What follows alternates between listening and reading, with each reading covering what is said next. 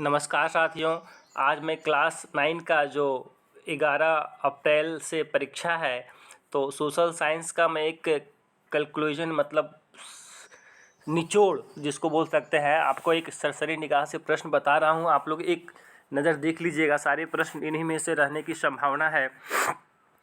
तो ये देखिए, मैं अंतिम चैप्टर इतिहास का उससे शुरू कर रहा हूँ। फ्रांसीसी क्रांति और यूरोप में समाजवाद एवं रूसी क्रांति तो आप लोगों ने पढ़ा होगा, अंतिम चैप्टर आप छोड़ देते हैं। तो आधुनिक विश्व में चरवाहे, इसका चैप्टर से बता रहा हूँ। इन काफ़ी वेरी इंपॉर्टेंट क्वेश्चंस है, आप लोग देख लीजिएगा इसको, है ना।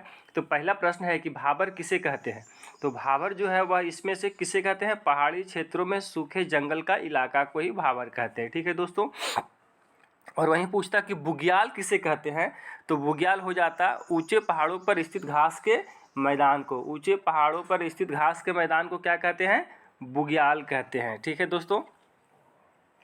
तो भाबर किसे कहते हैं, पहाड़ी क्षेत्रों में सूखे जंगल का इलाका को कहते हैं। और अगर पूछता बुग्याल किसे कहते हैं, तो ऊंचे पहाड़ों में स्थित घास के मैदान को कहते हैं। ठीक है। दूसरा नंबर है कि अफ्रीका का सबसे पुराना चरवाहा कबीला क्या कहलाता है, तो ये कहलाता है मसाई। इसका सही उत्तर हो जाएगा 2, है ना दोस्तों, मसाई। तीसरा है कि महाराष्ट्र का एक महत्वपूर्ण चरवाहा समुदाय है, क्या है, महाराष्ट्र का धंगर है। तीसरा धनगर लिख दिया, यहाँ धंगर होगा। ठीक है दोस्तों। किस राज्य में कौन सा चरवाहा समुदाय पाया जाता है, इसको आप लोग जरूर कर लीजिएगा। जैसे राजस्थान में रायका पाया जाता है, जम्मू कश्मीर में गुज्जर बकरवाल पाया जाता है, हिमाचल प्रदेश में गद्दी पाया जाता है ना, बंजारा उत्तर प्रदेश में पाया जाता है। तो किस राज्य में कौन सा चरवाहा समुदाय पाया जाता है, इसको आप लोग जरूर कर लीजिएगा। जम्मू कश्मीर के चरवाहा को क्या कहते हैं, जम्मू कश्मीर के गुज्जर बकरवाल कहते हैं, 1 नंबर हो जाएगा। राजस्थान का एक महत्वपूर्ण चरवाहा समुदाय क्या है, रायका है। और गद्दी हिमाचल प्रदेश का प्रमुख चरवाहा समुदाय गद्दी है। अफ्रीका के चरवाहा नहीं है, कौन अफ्रीका के चरवाहा नहीं है, मसाई भी अफ्रीका में पाया जाता है, सोमाली भी, बोरान भी। ये धंगर नहीं पाया जाता, धंगर महाराष्ट्र में पाया जाता है। अब 7वां नंबर है कि भारत में चलवासी चरवाहे अपने साथ निम्न जानवर के साथ घूमते हैं। किसके साथ घूमते हैं, भेड़ और बकरियों के साथ घूमते हैं, तीसरा नंबर। चौथा है, 8वां है, धार क्या होते हैं, तो धार जो है वह ऊंचे पर्वतों में चारागाह होता है, दूसरा नंबर। अब 9 का है कि उत्तर प्रदेश, पंजाब, मध्य प्रदेश और महाराष्ट्र के चरवाहा समुदाय को क्या कहते हैं, आपको मैंने अभी बताया था, इसको बंजारा कहते हैं। तो आने की पूछेगा कि बंजारा इनमें से किन किन राज्यों में पाया जाता है, तो उत्तर प्रदेश, पंजाब, मध्य प्रदेश और महाराष्ट्र में बंजारा समुदाय पाया जाता है। 10वां नंबर का प्रश्न है कि सांबरू नेशनल पार्क किस देश में स्थित है, तो सांबरू नेशनल पार्क जो है वह केनिया में स्थित है, याद रखिएगा। अब देखिए 11 नंबर का प्रश्न फिर आ गया कि ऊंचे पर्वतीय प्रदेशों पर स्थित चारागाह को क्या कहा जाता है, या गढ़वाल और कुमायूं के इलाके में ऊंचे पहाड़ों में स्थित घास के मैदान को क्या कहा जाता है, तो इसको बुग्याल कहते हैं। ठीक है, जो मैंने अभी बताया था आपको, बुग्याल। अब फिर 12 नंबर का प्रश्न है कि गढ़वाल और कुमायूं पहाड़ियों के निचले हिस्से के आसपास सूखे या शुष्क जंगल का इलाका क्या कहलाता है, जो 1 नंबर का प्रश्न मैंने आपको बताया था वही भाबर कहलाता है। पहाड़ी क्षेत्रों में सूखे जंगल का इलाका को भाबर कहते हैं। 13 नंबर का प्रश्न है, एक ऐसा समुदाय जिसके सदस्य आज भी बड़ी संख्या में भेड़ बकरियां पालते हैं, तो ये क्या हो जाएगा, गुज्जर बकरवाल समुदाय, जो कि ये जम्मू कश्मीर राज्य में पाया जाता है। अब 14 नंबर का प्रश्न है कि सितंबर अक्टूबर में काटने वाली फसल को कौन सी फसल कहते हैं, तो इसको हम लोग खरीफ फसल कहते हैं, 2।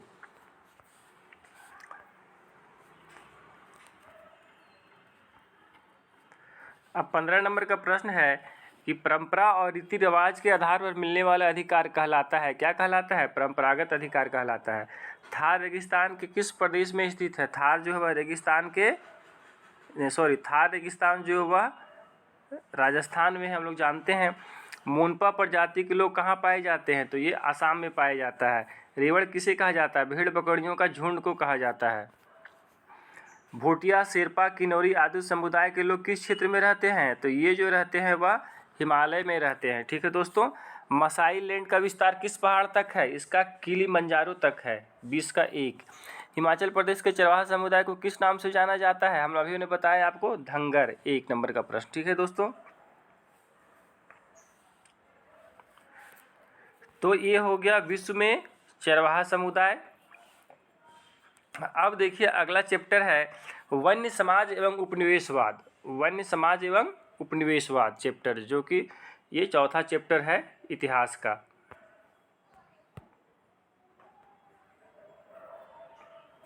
भारतीय वन्य कानून कब पारित हुआ था, या भारतीय वन अधिनियम कब पारित हुआ था, तो ये 1865 में हुआ था। कब? 1865 में भारतीय वन अधिनियम। दूसरा है कि भारतीय वन सेवा की स्थापना कब हुई, तो इसकी स्थापना हुई थी 1864 ईस्वी में। भारतीय वन सेवा की स्थापना 1864 ईस्वी में। तीसरा नंबर का प्रश्न है, इंपीरियल फॉरेस्ट रिसर्च इंस्टीट्यूट कब स्थापित की गई थी, तो यह की गई थी 1906 ईस्वी में। अब है, भारत का प्रथम वन महानिदेशक कौन था, तो ये डाइट्रिच ब्रैंडिस था। पांचवा नंबर प्रश्न है, इंपीरियल फॉरेस्ट इंस्टीट्यूट कहाँ स्थित है, ये देहरादून में स्थित है। ठीक है दोस्तों। बस्तर कहाँ है, तो बस्तर जो है वह छत्तीसगढ़ में है। ठीक है, ये सब प्रश्न याद कीजिएगा, पूछेगा, इंपॉर्टेंट प्रश्न है। 1 मील लंबी रेल लाइन बिछाने में कितने स्लीपरों की आवश्यकता पड़ती थी, तो इसका जो है सो वह 1760 से 200 स्लीपरों की आवश्यकता पड़ती थी। कितना? 1760 से लेकर 2000 स्लीपरों की आवश्यकता पड़ती थी। आठवां नंबर का प्रश्न है कि जंगल एवं जमीन को साफ कर स्थान बदल बदल कर की जाने वाली खेती को क्या कहा जाता है, झूम या घुमंतू खेती कहते हैं। 1 नंबर सही होगा। 9वां नंबर का है कि सीधी पंक्ति में एक ही तरह के पेड़ लगाकर इस क्षेत्र को क्या नाम दिया गया था, इनका नाम दिया गया था बागान, या तो बागान भी कहते हैं, या इसको एक और चीज कहा जाता था, वैज्ञानिक वानिकी। ठीक है। 10वां नंबर का प्रश्न है, किस अंग्रेज अफसर ने 400 बाघों को मारा था, ये इंपॉर्टेंट प्रश्न है, देखिएगा। ये जॉर्ज यूल ने 400 बाघों को मारा था। 11 नंबर का प्रश्न है, सन 1600 में भारत की भूमि का कितना भाग कृषि के अधीन था, तो ये 6ठा भाग था। 12 है, स्लीपर कहाँ लगते हैं, तो स्लीपर जो है सो वह रेल की पटरी पर लगता है। कहाँ पे? रेल की पटरी पे। जो रेल की दोनों तरफ पटरी रहता है, ऐसे और ऐसे, और बीच में देखिए ऐसे रहता है, सीमेंट, आजकल सीमेंट का रहता है, ये पहले लकड़ी का रहता था, है ना दोस्तों। अगर आप लोग रेल कभी ट्रेन चढ़े होंगे तो स्टेशन में देखते होंगे रेल की पटरी, या फिर बाहर में भी कहीं पटरी देखते, तो पटरी जिसके ऊपर रहता है और जिसके नीचे, पटरी के नीचे जो रहता है, इस प्रकार का वो स्लीपर होता है। तो पहले लकड़ी का होता था, अभी ये सीमेंट का होता है या फिर लोहा का। 13 नंबर है, वनों के लुप्त होने की प्रक्रिया को क्या कहते हैं, वनों के लुप्त होने की प्रक्रिया को क्या कहा जाता है, वन विनाश। सबसे अच्छा जंगल को क्या कहा जाता है, आरक्षित। जब भारत में अंग्रेज आए तो जंगलों को 3 श्रेणियों में बांट दिए थे, आरक्षित, सुरक्षित और ग्रामीण। सबसे अच्छे को आरक्षित कहा गया था। अब 15 नंबर का प्रश्न है कि दक्षिण पूर्व एशिया में झूम या घुमंतू खेती को किस नाम से जाना जाता है, दक्षिण पूर्व एशिया में, भारत में नहीं, तो इसका सही उत्तर हो जाएगा लादिंग। अब 16 नंबर का प्रश्न है कि 1878 के वन्य कानून में वनों को कितने भागों में बांटा गया था, अभी मैंने बताया 3 भागों में, आरक्षित, सुरक्षित और ग्रामीण। ये सब पूछेगा प्रश्न, याद रखिए, याद कर लीजिए। Culture of terror space of death के लेखक कौन है, तो इसका हो जाएगा रिचर्ड पियरे। अब 18 नंबर का प्रश्न है, कांकेर वन क्षेत्र में विद्रोह की किस जनजाति ने आरंभ किया था, तो इसका हो जाएगा धुरवा। 19 नंबर का प्रश्न है कि जावा की माताराम रियासत का विभाजन कब हुआ था, तो 1755 में हुआ था। सही उत्तर हो जाएगा 2। 20 का है, किस पेड़ से रोशनी के लिए तेल निकाला जा सकता है, तो ये महुआ। ठीक है दोस्तों, महुआ आप लोग जानते होंगे, अभी गर्मी का मौसम है, अभी महुआ ऊपर से अपने से पेड़ से टपक टपक के नीचे गिरता है। महुआ से शराब भी बनाया जाता है। 21 नंबर का प्रश्न है, अंग्रेजी जहाज किस चीज़ से बनते थे, अंग्रेजी जहाज, यानी कि अंग्रेजों ने जो जहाज बनाया जाता था पहले पानी नदी में चलने के लिए, तो वो होता था टिकाऊ लकड़ी, जो कि भारत से ही ये लकड़ियाँ काट के ले जाता था। 22 नंबर का प्रश्न है कि बैगा एक वन्य समुदाय है, कहाँ का, मध्य भारत का। 2 सही उत्तर हो जाएगा। 23 है, किस क्षेत्र में आंध्र प्रदेश, उड़ीसा तथा महाराष्ट्र की सीमाएं लगी हुई है, तीसरा का बस्तर ऐसा राज्य है जो कि छत्तीसगढ़ में पड़ता है, उसकी सीमाएं आंध्र प्रदेश, उड़ीसा तथा महाराष्ट्र से सटी हुई है। ठीक है दोस्तों। अब कुछ प्रश्न ऐसा है कि देखिए, घुमंतू खेती एक स्थान पर कितने वर्षों तक की जाती है, तो 2 वर्षों तक। संथाल विद्रोह के नेता कौन थे, ये पूछेगा, सिद्धू और कान्हू, जो कि झारखंड में हुआ था। छोटा नागपुर विद्रोह के नेता किसने किया था, बिरसा मुंडा ने किया था। अब दूसरा चैप्टर से आते हैं यूरोप में समाजवाद एवं रूसी क्रांति। सेंट पीटर्सबर्ग का नया नाम क्या पड़ा? सेंट पीटर्सबर्ग का नया नाम क्या पड़ा? पेट्रोग्राद। ये रूस की उस समय राजधानी थी। रूसी बोल्शेविक पार्टी का नेता कौन था? लेनिन था। अक्टूबर क्रांति प्रारंभ होने के समय रूस का प्रधानमंत्री कौन था? केरेंस्की था, जो कि मेंशेविक पार्टी का नेता था। ठीक है दोस्तों। लेनिन के बाद रूसी कम्युनिस्ट पार्टी का नेतृत्व किसने किया था? स्टालिन ने किया था, जिसने कोल खोज प्रणाली या बोले तो सामूहिकीकरण प्रक्रिया का जनक था। सामूहिकीकरण प्रक्रिया का प्रारंभ स्टालिन ने ही किया था।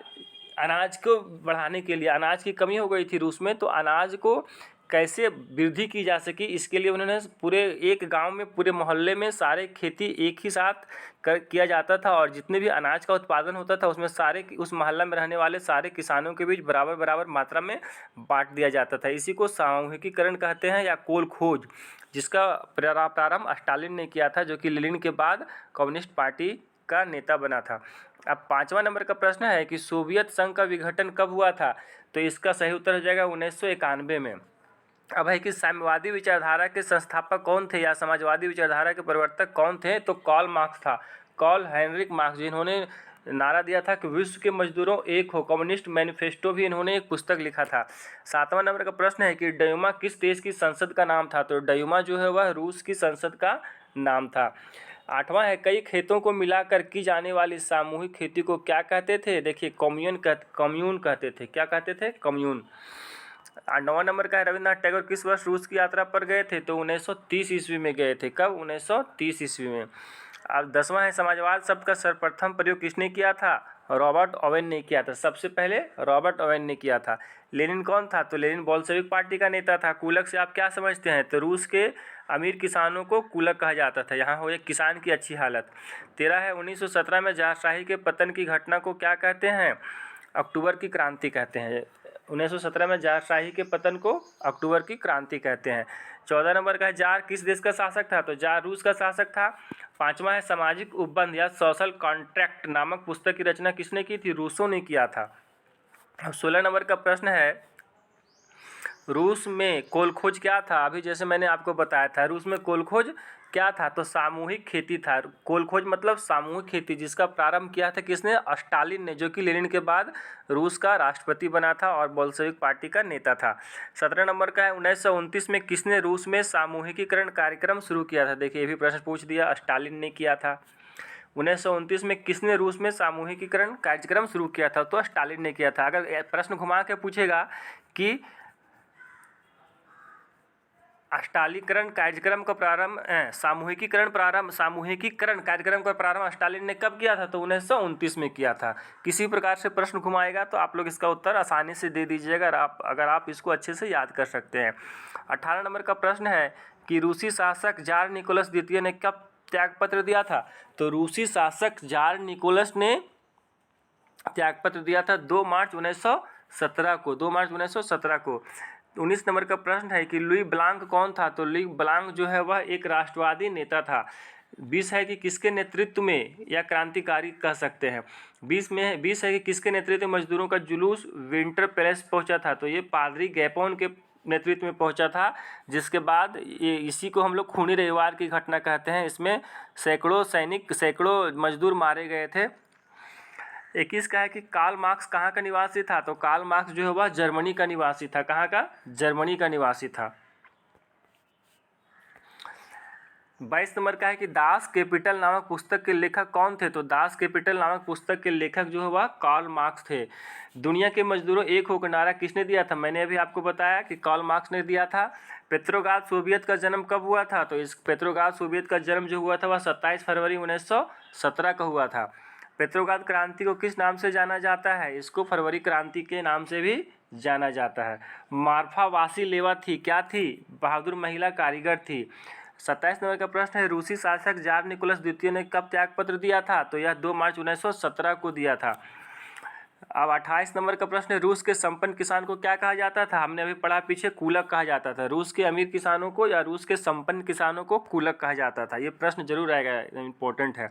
29 नंबर का है कि किन शक्तियों को केंद्रीय शक्तियाँ कहा जाता था? दूसरे विश्व युद्ध में पूरा यूरोप जो है वह 2 गुटों में बट गया था, एक में मित्र राष्ट्र और दूसरा में केंद्रीय शक्तियाँ थी। तो केंद्रीय शक्तियाँ किसको कहा गया था? जर्मनी, ऑस्ट्रिया और तुर्की को केंद्रीय शक्तियाँ कहा गया था, और इंग्लैंड, फ्रांस, रसिया और अमेरिका को मित्र राष्ट्र कहा गया था। 1917 से पूर्व रूस पर किसका शासन था? जार निकोलस द्वितीय का शासन था। रूसी संसद का नाम क्या था? डयूमा था। ठीक है दोस्तों, तो ये हो गया आपका यूरोप में समाजवाद एवं रूसी क्रांति से प्रश्न। तो जो भी मेरे चैनल्स में नए हैं, मेरे चैनल को प्लीज़ सब्सक्राइब कर दीजिएगा, ताकि आने वाले समय में जो भी वीडियो बनाऊंगा आपको आसानी से मिल सके। ऐसा नहीं कि 9 क्लास का परीक्षा समाप्त हो जाएगा तो खत्म, फिर मैं 10 क्लास की तैयारी करवाऊंगा आप लोगों को। अब देखिए 22 नंबर 32 प्रश्न नंबर, खूनी रविवार के नाम से किस दिन को जाना जाता है? तो 20 जनवरी 1905 को खूनी रविवार के दिन जाना जाता है। अब 33 नंबर का प्रश्न है कि रूसी क्रांतिकारियों के मुख्य उद्देश्य क्या थे? प्रथम विश्व युद्ध से रूस को हटाना, हाँ ये था। जमीन किसानों को देना, ये भी था। कारखानों पर मजदूरों का नियंत्रण हो, ये भी था। गैर रूसी जातियों को समानता का दर्जा देना, ये नहीं था। तो इसका सही उत्तर हो जाएगा दूसरा, यहाँ लिख रहा है 2 और 3, यानी कि जमीन किसानों को देना और कारखानों पर मजदूरों का नियंत्रण होना। पहला और चौथा नहीं है। प्रथम विश्व युद्ध से रूस को हटाना ये रूसी क्रांतिकारियों का उद्देश्य नहीं था। क्या था? जमीन किसानों को देना और कारखानों पर मजदूरों का नियंत्रण।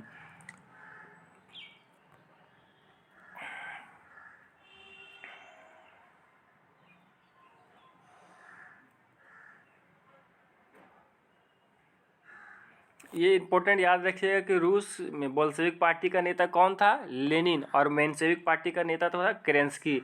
रूस में 2 पार्टी थी, बोल्शेविक और मेंशेविक। आप देखिए, अब ये तीसरा इतिहास का चैप्टर है, नाथसीवाद और हिटलर का उदय। आप लोग हिटलर का नाम सुने होंगे। हिटलर का जन्म कब हुआ था? 1889 को हुआ था। कहाँ पे हुआ था? ऑस्ट्रिया में हुआ था। हिटलर का जन्म 1889 में ऑस्ट्रिया में हुआ था, लेकिन वह जर्मनी का राष्ट्रपति बना था।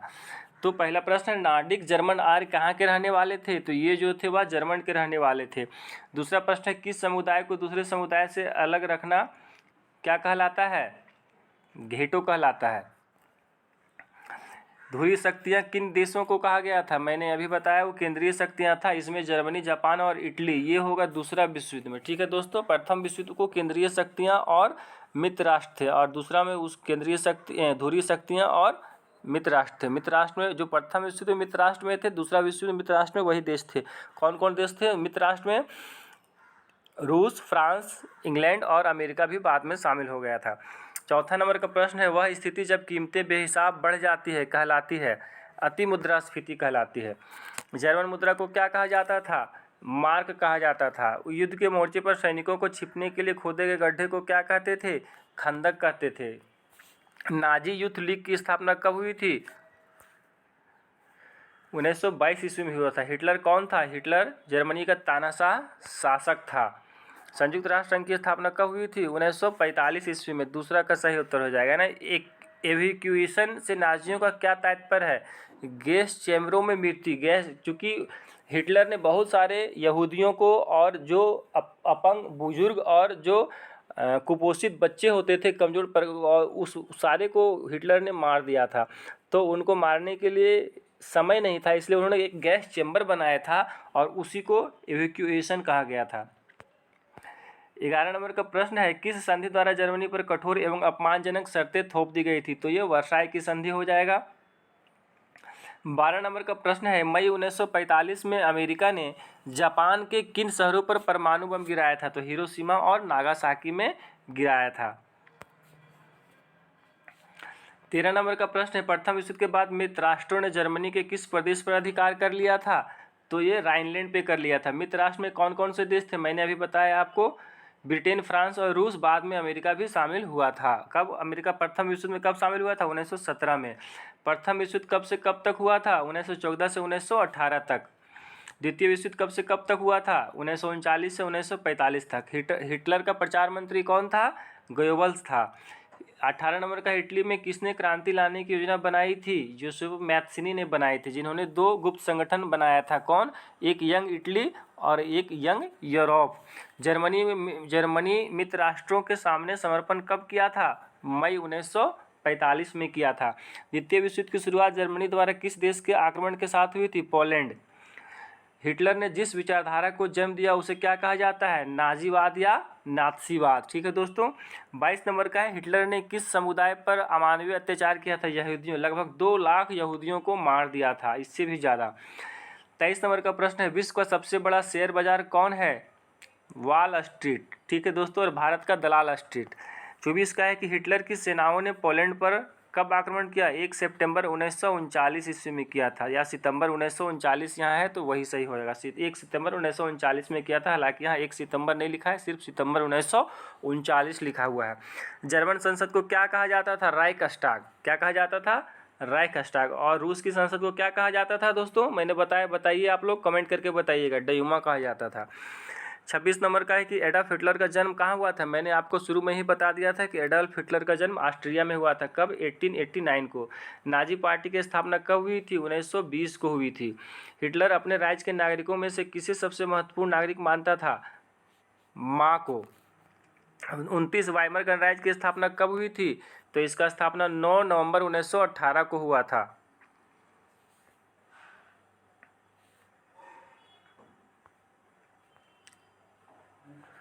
अन्य महत्वपूर्ण प्रश्न, हिटलर की नेशनलिस्ट सोशल पार्टी का नाम क्या था? Nazi party. हिटलर की गुप्तचर संस्था का क्या नाम था? गेस्टोपो। अमेरिका कब मित्र राष्ट्र में शामिल हुआ था? मैंने अभी आपको बताया था ना, 1917 में हुआ था। अमेरिका रूस कब मित्र राष्ट्रों के साथ युद्ध में शामिल हुआ था? 1941 में। जर्मनी में वाइमर गणराज्य की हिमायती लोगों को क्या कहा जाता था? नवंबर का अपराधी। वाइमर गणतंत्र को किस संधि पर हस्ताक्षर करने पड़े थे? वर्साई की संधि पर। वॉल स्ट्रीट एक्सचेंज क्या है? अमेरिका का शेयर बाजार है, जो कि विश्व का सबसे बड़ा शेयर बाजार है। राइक्सटाग क्या था? जर्मनी की संसद का नाम था। हिटलर जर्मनी का चांसलर कब बना? 1933 में बना। हिटलर का जन्म 1889 में कहाँ हुआ था? मैंने बताया ना, हिटलर का जन्म ऑस्ट्रिया में हुआ था 1889 में। हिटलर ने कब ऑस्ट्रिया को जर्मनी में मिला लिया? 1938 में। हिटलर की ऐतिहासिक बेवकूफ़ी क्या थी? 1941 में सोवियत संघ पर आक्रमण करना। अगर इसमें नहीं करता तो हिटलर द्वितीय विश्व युद्ध में नहीं हारता। प्रथम विश्व युद्ध के बाद जर्मनी के किस गणराज्य जन्म हुआ? वाइमर गणराज्य का। ठीक है दोस्तों। 1945 में जापान ने अमेरिका में कहाँ बमबारी की थी? पर्ल हार्बर में। इसके बाद जब 1945 में जापान ने अमेरिका के पर्ल हार्बर में बमबारी की थी, इसके बाद 6 अगस्त और 9 अगस्त को अमेरिका ने जापान के हिरोशिमा और नागासाकी में परमाणु बम गिराए थे। ठीक है दोस्तों। अब एक इम्पोर्टेंट प्रश्न है कि आर्थिक महामंदी की शुरुआत कब हुई थी? 1929 ईस्वी में हुई थी अमेरिका से। अब देखिए, पहला चैप्टर है फ्रांसीसी क्रांति, इसको भी हम लोग देख लेते हैं। नेपोलियन बोनापार्ट कौन था? तो नेपोलियन बोनापार्ट फ्रांस का सम्राट था, फ्रांस का सबसे बड़ा सम्राट था, जो कि 1804 से लेके 1815 तक फ्रांस का सम्राट रहा था। 1815 में वाटरलू का युद्ध हुआ था, जिसमें नेपोलियन की हार हो गई थी। दूसरा नंबर का प्रश्न है कि ऑल्प दे गुज कौन थी? तो ये क्रांतिकारी महिला थी। मार्सिले क्या है? तो मार्सिले फ्रांस का राष्ट्रीय गीत है। आतंक का राज किसने स्थापित किया था? तो आतंक का राज जो रॉबेस्पियर ने स्थापित किया था। मेनर क्या था? मेनर जो है वह ए स्टेट को वहाँ मेनर कहते थे, जो कि प्रथम ए स्टेट, दूसरा ए स्टेट और तीसरा ए स्टेट था। फ्रांसीसी कॉलोनियों में दासता कब समाप्त हुई थी? 1848 में। फ्रांस की राजधानी कौन है इसमें से? बोलिए, पेरिस है। फ्रांसीसी क्रांति कब शुरू हुई थी? 14 जुलाई 1789 को। टाइड क्या था? टाइड जो है वह धार्मिक कर था। 10वां नंबर का प्रश्न है कि चर्च के विशेष कार्यों को करने वाले व्यक्तियों के समूहों को क्या कहा जाता था? तो पादरी वर्ग कहा जाता था। 1774 ईस्वी में फ्रांस की राजगद्दी पर कौन आसीन हुआ था? लुई 16वां। 12 नंबर का प्रश्न है कि लिवरे क्या था? तो लिवरे फ्रांस की मुद्रा थी। 13 नंबर का प्रश्न है कि सीधे राज्य को अदा किए जाने वाले कर को क्या कहते थे? टाइड कहते थे। फ्रांसीसी क्रांति की शुरुआत किस शहर में हुई थी? पेरिस में हुई थी। टाउन हॉल के सामने कितने लोग इकट्ठे हुए थे जिन्होंने जल सेना के गठन करने का निर्णय लिया था? 7000 लोगों ने। अब 16 नंबर का प्रश्न है कि 1789 में फ्रांस की क्रांति किसके शासनकाल में हुई थी? तो ये हुई थी लुई 16वां के शासनकाल में। फ्रांस में द्वितीय स्टेट के अमीर वर्ग को क्या कहा जाता था? कुलीन वर्ग कहा जाता था। और प्रथम स्टेट को पादरी वर्ग कहा जाता था और तीसरा स्टेट को जनसाधारण वर्ग कहा जाता था, याद रखिएगा। 18 नंबर का प्रश्न है कि लुई 16वें के कर बढ़ाने के क्या कारण थे? तो इसका कारण था बार बार युद्ध की मार। मैं ही राजा हूँ और मेरे शब्द ही कानून है, यह कथन किस शासक का था? लुई 16वां का था। टेले क्या था? तो टेले जो है वह एक प्रकार का भूमि कर था, याद रखिएगा। टेले क्या था? एक प्रकार का भूमि कर था। 21 नंबर का प्रश्न है, नेपोलियन बोनापार्ट के पिता का नाम क्या था? नेपोलियन बोनापार्ट के पिता का नाम कार्लो बोनापार्ट था। नेपोलियन का कोड जो कि 1804 ईस्वी में हुआ था के नाम से किसे जाना जाता है? कानून संग्रह या नेपोलियन संहिता भी इसे कहा जाता था, 1804 का नेपोलियन कोड। ठीक है दोस्तों। 23 नंबर का प्रश्न है, क्रांति के समय तक फ्रांस की कितनी आबादी किसान थी? तो ये 90% आबादी किसान थी। ट्रू ट्रीटाइजेज ऑफ गवर्नमेंट के लेखक कौन है? जॉन लॉक थे।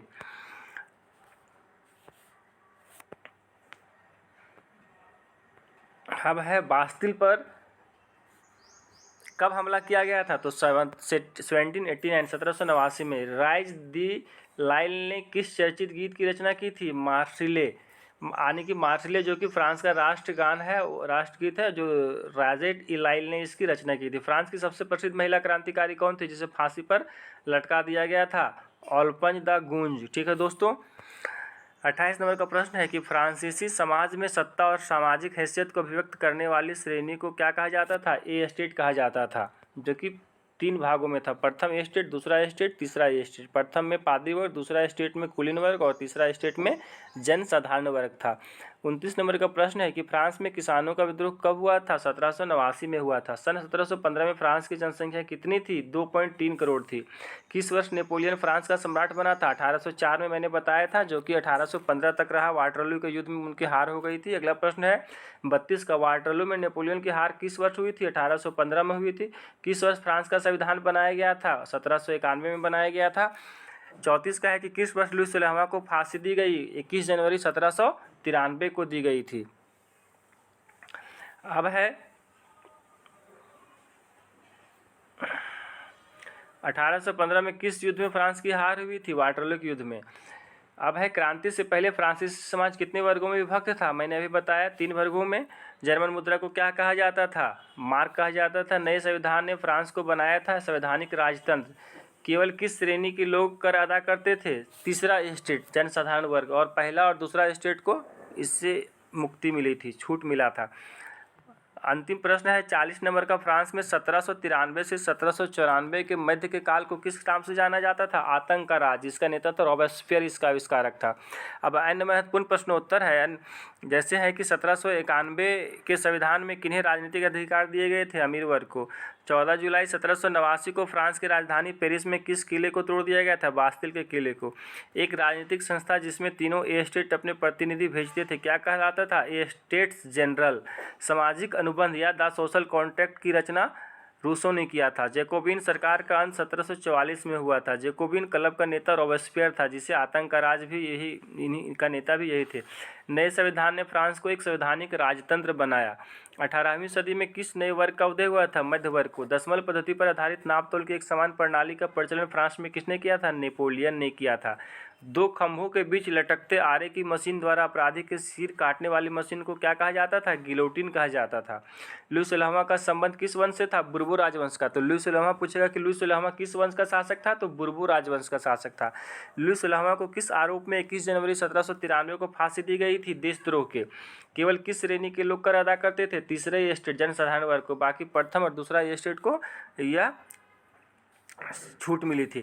तो ठीक है दोस्तों, ये इतिहास का आपका 5 चैप्टर का मैंने ऑब्जेक्टिव बहुविकल्पीय प्रश्न बता दिया, जो कि सोशल साइंस की परीक्षा आप लोगों की 12 अप्रैल को सेकेंड सीटिंग में है। तो इससे ही सारे प्रश्न रहने की संभावना है। आप लोग जो भी मेरे चैनल में नए हैं, प्लीज़ सब्सक्राइब कर लीजिएगा और अधिक से अधिक दोस्तों के वीडियो शेयर कीजिएगा, ताकि उनकी भी तैयारी हो सके और वो भी परीक्षा में अधिक मार्क्स ला सके।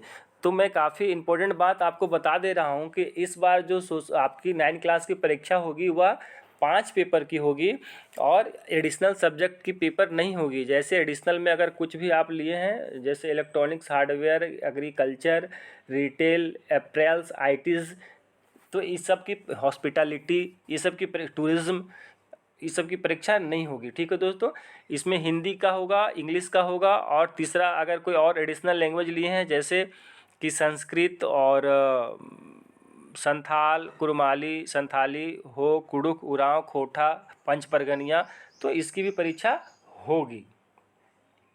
और मैथ साइंस एक पेपर में रहेगा आपका हिंदी और इंग्लिश, 40 नंबर का हिंदी, 40 नंबर का अंग्रेजी। फिर मैथ भी रहेगा एक ही पेपर में, मैथ साइंस 40 नंबर का मैथ और 40 नंबर का साइंस। और सोशल साइंस रहेगा 40 नंबर का, जिसमें से 5 पेपर में कोई भी 4 पेपर में आपको पास होना अनिवार्य है, अन्यथा आप 10 क्लास में नहीं जा सकते हैं और दोबारा इसकी परीक्षा भी नहीं होगी। इसीलिए आप लोग मन से पढ़ाई करें और 5 पेपर में आप लोग उत्तीर्ण हों। मैं यही शुभकामना के साथ इस वीडियो को समाप्त करता हूँ। जय हिंद।